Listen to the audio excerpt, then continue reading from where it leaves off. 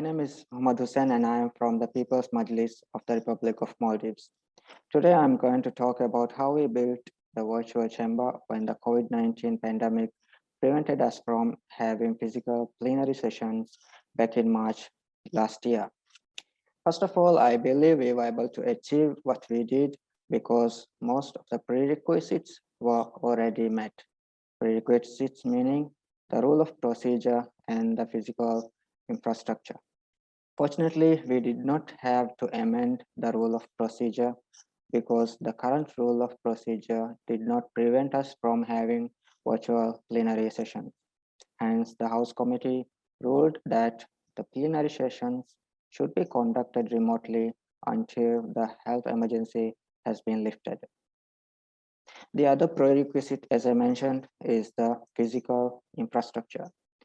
Back in 2019, we had a major infrastructure upgrading project.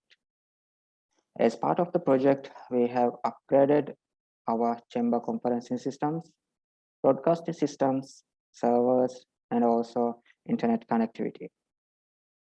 We also had some high performance PCs that we acquired for another project. On the software side, we had purchased the Microsoft Office 365 licenses sufficient for all our members and staff, giving us access to the remote meeting platform, Microsoft Teams. Of course, there are free online meeting platforms available, but there are many limitations when it comes to free programs. And already having Teams licenses was a big advantage for us.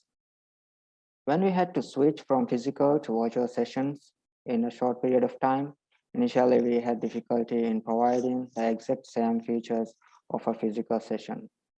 For example, how we manage the requests to speak, voting, recording, and broadcasting were all much complicated than before.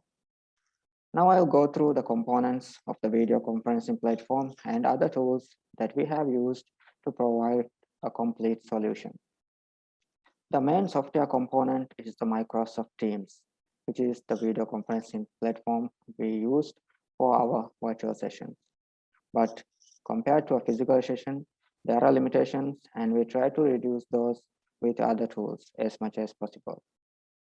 The other tools that we have used include Teams add-on Poly, which is used for voting, remote access tools such as VPN and VNC, broadcasting tools such as the new Tech TriCaster, and live streaming tools such as OBS Studio and YouTube.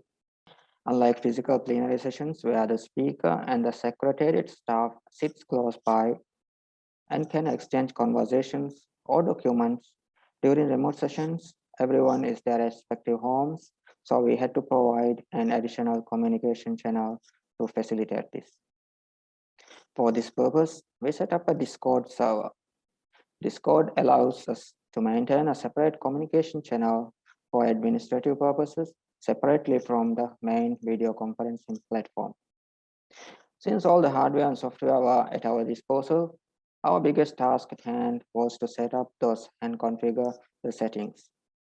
For physical connectivity and setting up of equipment, we had to obtain special permissions during the lockdown to go to office and do the work, but some configurations can be done remotely.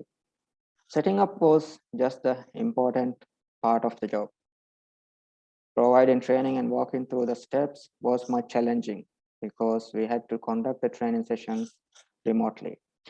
To provide access to the systems, user accounts were created and shared with all MPs, but initially we spent a lot of time attending to MPs who were using the platform for the first time. We held numerous test meetings between Secretariat staff over the course of a week. After we had a good grasp of the ins and outs of the platform, we did some training sessions for the MPs. Training sessions were very well received. Overall, apart from occasional microphone or webcam issues, we had not had much difficulty in getting everyone online. If required, we provide any assistance to them directly through Teams with the desktop sharing function. Now I will walk you through a typical virtual session. A dedicated staff is assigned the role of the organizer, who creates meeting sessions in advance and sends out the team's meeting invitations through email.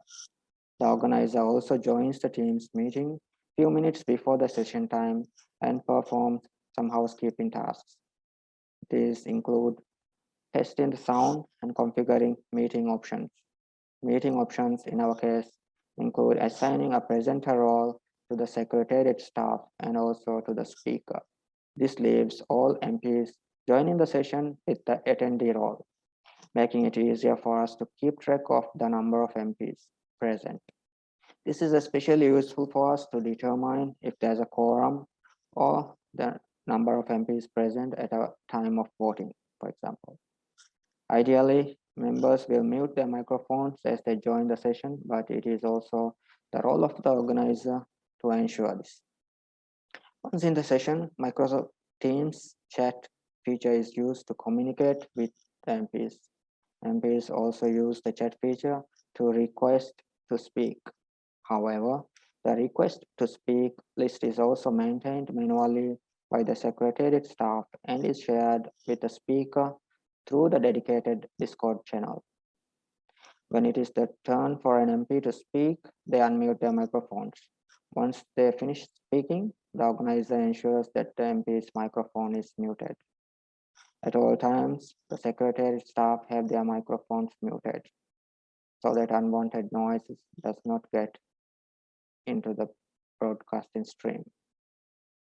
When it is time for vote, the organizer prepares the vote using Poly, and the link to the vote is posted in the chat panel for easy access.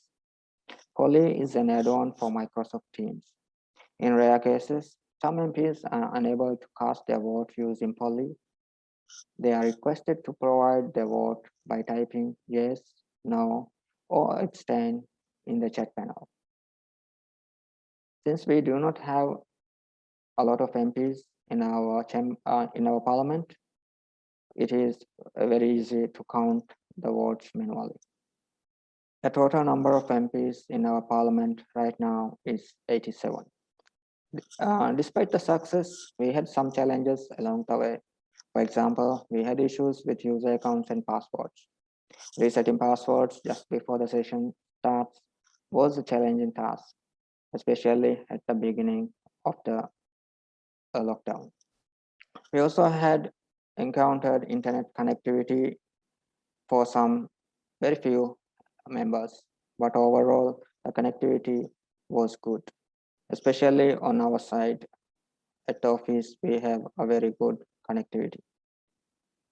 There were also glitches in the video stream. For example, if the active speaker or if the member that is speaking has a very weak internet connection, the video is sometimes glitched, which is also broadcasted without any correction. And then there is acoustic feedback. Sometimes when MPs rely on the laptop's microphone and speaker, the speakers, sometimes there is also acoustic feedback. When the laptop's microphone and speaker is used, it gives unwanted sound into the stream. So we request all participants to use headphones to avoid feedback. Also, there are other background noises which cannot be avoided on our end. For example, when the MP is at a very noisy environment, the background noise gets into the stream. Such cases cannot be controlled from our side. The only solution to this is to advise the participants to be in a quieter environment at the time of joining the session. And sometimes there were issues with voting as well, but we were able to always do this manually in case there are issues with the voting software. But these cases were very rare. Those were the main points for the plenary session. We also conducted some committee sessions virtually. But unlike plenary sessions, committee sessions were very easy to conduct. There's not because there were not much moderation to be done compared to plenary sessions. Before I stop, I would like to share with you the lessons that we have learned through this. Sometimes it is not always possible to completely silence a participant without expelling them. For example, if the participant deliberately makes noise or disturbs the session, it is always possible for the participant to unmute themselves and start talking. But even so, these are very, very rare cases. The video stream can occasionally get stuck due to reasons beyond our control, and such as the internet issues at their end. Despite we were able to use Poly for voting, there were issues. Sometimes it stops working, and sometimes it does not allow us to configure configure voting the way we want it to be. For example, it has a limit to, for about 30 minutes, but we can manually close the voting when the desired time is up. The other thing that we have learned is that when we are conducting sessions virtually or remotely, the most important thing is to be patient. Patience and cooperation from all participants are the key to holding a smooth session.